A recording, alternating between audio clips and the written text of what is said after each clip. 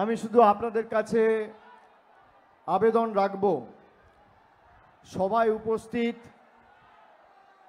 মেটিয়াবুরুজের বিধায়ক হাজী আব্দুল খালেক মোল্লা সহ বড় চেয়ারম্যান রঞ্জিত শীল সহ ব্লকের সভাপতি সব্যসাচী বসু সহ কলকাতা কর্পোরেশন এবং মহেশতলা পুরসভার প্রত্যেক কাউন্সিলর সহ দলের সর্বস্তরের নির্বাচিত জনপ্রতিনিধি, মন্ত্রিসভার সতীর্থ ফিরাদ হাকিম এবং ইন্দ্রনীল সেনও সভামঞ্চে রয়েছেন, আমি তাদেরও ধন্যবাদ জানাচ্ছি। আমরা সকলে দীর্ঘক্ষণ ধরে অপেক্ষা করে রয়েছি মমতা বন্দ্যোপাধ্যায়ের কথা শুনব এবং যত দূর লোক যাচ্ছে, যত দূর চোখ যাচ্ছে তত দূর লোক, যে সংখ্যায় মানুষ আজকে এই কারবালার মিটিংয়ে উপস্থিত রয়েছে, একেবারে তারা তোলার পর থেকে রাস্তায় এর 3 গুণ মানুষ রয়েছে। আমি সবার সাথে দেখা করতে করতে এসছি। ডায়মন্ড হারবার লোকসভা কেন্দ্রের অধীনে যে 7টা বিধানসভা কেন্দ্র রয়েছে, সেই 7টি বিধানসভার মধ্যে 2019 সালে 1 নম্বর আসনে ছিল মেটিয়াবুরুজ, 2021 সালে 1 নম্বর জায়গায় ছিল মেটিয়াবুরুজ, 2024-এ আমার দৃঢ় বিশ্বাস যে বিজেপির বৈষম্য দ্বিচারিতার রাজনীতির বাড়া ভাতে ছাই দিয়ে আবার বাংলায় 1 নম্বর আসনে থাকবে মেটিয়াবুরুজ এবং ডায়মন্ড হারবার। আমরা গত 10 বছরে যবে থেকে আমাদের সরকার প্রতিষ্ঠিত হয়েছে, 11 সালের পর থেকে মেটিয়াবুরুজে কি কাজ করেছি এলাকার মানুষ জানে, সর্বজন বিদিত। কলকাতা কর্পোরেশনের তরফ থেকে 140 নম্বর ওয়ার্ডে বুস্টিং পাম্প স্টেশন থেকে শুরু করে এই মেটিয়াবুরুজকে বিজেপি আর যারা সাম্প্রদায়িক রাজনীতি করে তারা বৈষম্যের নজরে দেখত।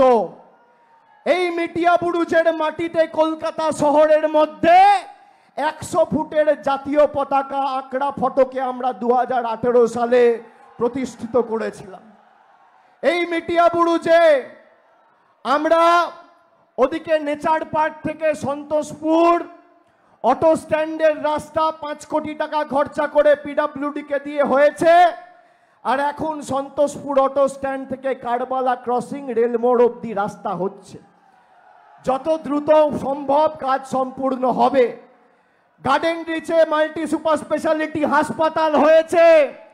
আমরা কথা দিয়ে কথা রাখার লোক।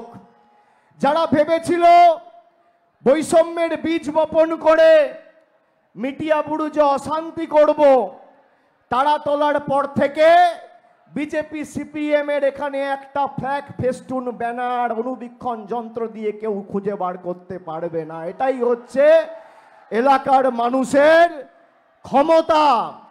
এবং এই যে 2024-এর লোকসভা নির্বাচন, এই নির্বাচন শুধুমাত্র তৃণমূল প্রার্থীকে জেতানোর নির্বাচন নয়, মমতা ব্যানার্জির হাত শক্তিশালী করার নির্বাচন নয়।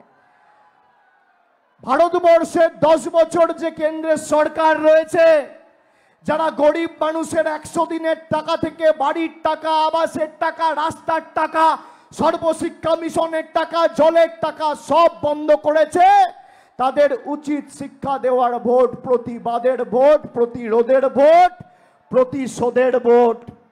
যারা সিএ এনআরসি করে ভারতবর্ষের একটা সাম্প্রদায়িক বিভাজন করে বিচ্ছিন্নতাবাদীর রাজনীতি করে বাংলার মানুষকে বিভেদমূলক রাজনীতি করে বাংলার মানুষকে প্রতারিত করতে চেয়েছে, তাদের উচিত শিক্ষা দেওয়ার নির্বাচন।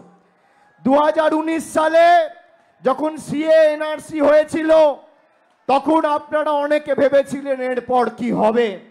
আমি বলেছিলাম চিন্তা করবেন না, তার কারণ কেন্দ্রে মোদী সরকার আছে, কিন্তু এই বাংলায় আমাদের তৃণমূল এবং মমতা বন্দ্যোপাধ্যায়ের সরকার রয়েছে।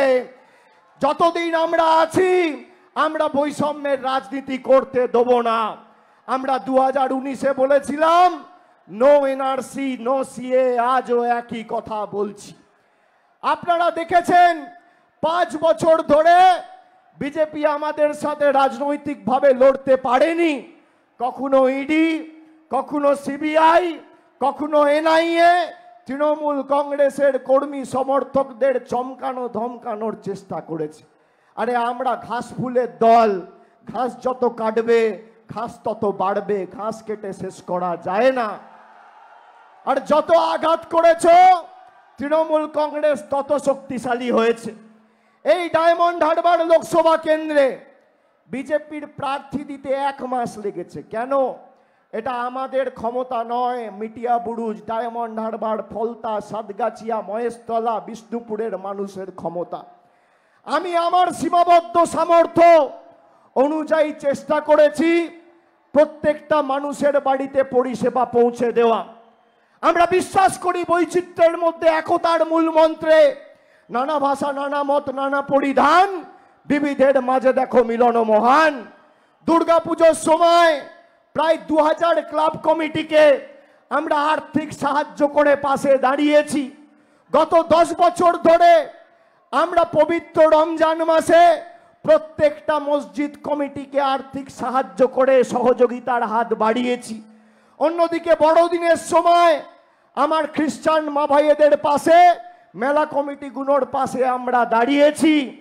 আপনার যখনই দুঃখে বিপদে প্রয়োজন পড়েছে তৃণমূল কংগ্রেস এসছে, অন্য কাউকে পাওয়া যায়নি। আজকে আমি আস্তে আস্তে শুনছিলাম 140 নম্বর ওয়ার্ডে আমাদের একজন কর্মী নাসিরউদ্দিন মোল্লা ফ্ল্যাগ